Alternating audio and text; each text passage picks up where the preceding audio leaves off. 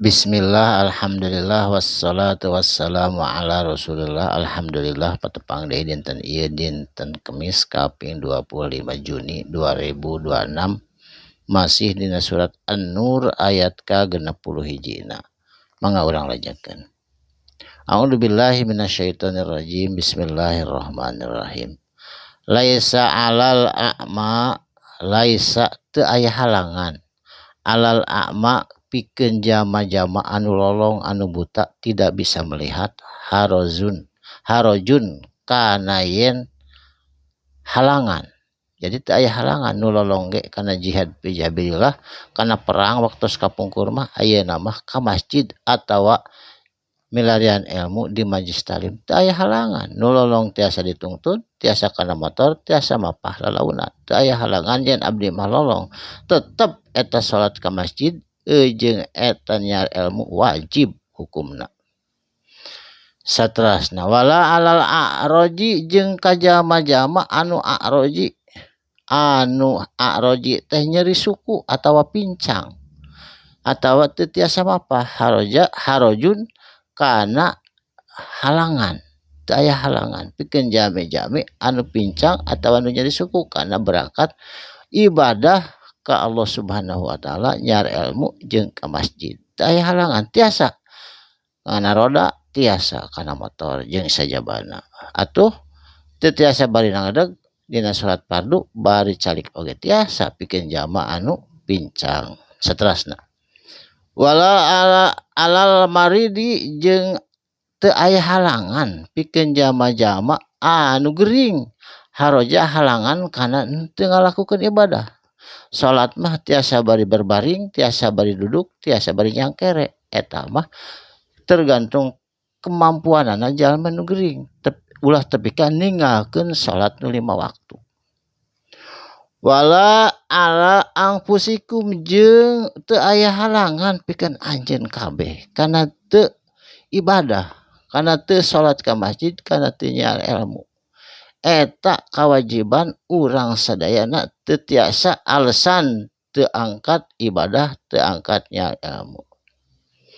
Saterasna antakulu jeung teu aya halangan antakulu kana yen babarengan dahar jeung jami-jami nu cacat tadi jeung jamaah urang sadayana paparin eta jalma-jalma nu cacat nu lolong anu teu tiasa jalan, teu tiasa usaha ku anjeun. Ti mana cenah mimbuyutikum ti imah-imah anjeun. Pasihan beas, pasihan tuangeun jeung sajabana.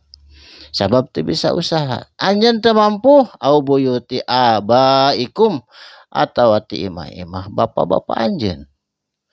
Au buyuti ummahatikum atawa ti imah-imah indung anjeun.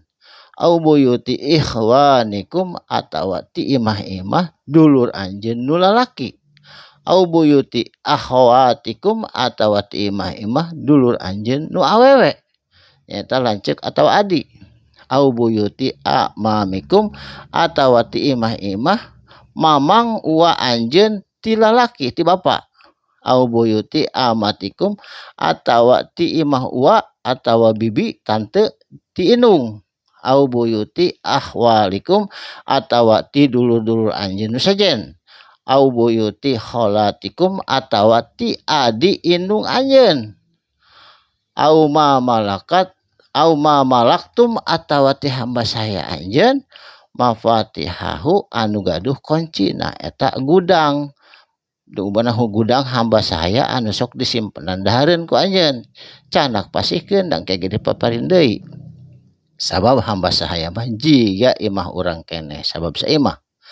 Sareng sade lamun teu aya ausadiqikum atawa ti babaturan anjeun sok seru bere jalma-jalma nu miskin anu teu bisa jalan anu teu bisa usaha ku babaturan anjeun. Saterasna laisa alaikum teu aya halangan pikeun anjeun naon junahun larangan antakulu kana dahar jami'an babarengan. Nu deog nu pengkor nu lolong sok sasarengan jami'an dahar dina hiji tipsi anu ageung atawa dina nyiru jiga santri au astatan atawa misah-misah. Misah-misah teh dina piring masing-masing teu naon. eta oge nu penting nama mendahar babarengan kombinatif si hiji barokah lungsur margi tuang sasarengan nu miskin nu kaya nu deog nu pengkor nu lolong sasarengan tuang sok teu aya halangan sabab sadayana oge eta teh makhluk Allah anu dimuliakeun ku Allah faida mangka di mana-mana dakhaltum anjeun lebat ka imah buyutan ka imah anjeun atau imah batur fasalimu mangka kudu ngucapkeun salam assalamualaikum ala anfusikum eta teh hakikat nama salam ka diri anjeun tahiyatan eta teh mangrupakeun kahormatan min indillah di sisi Allah mubarakan maka dibere barokah ku Allah lah mengucapkan salam ka imah urang atau ka imah batur thayyibatan sareng kasayan anu kacida kadzalika ari itu pisan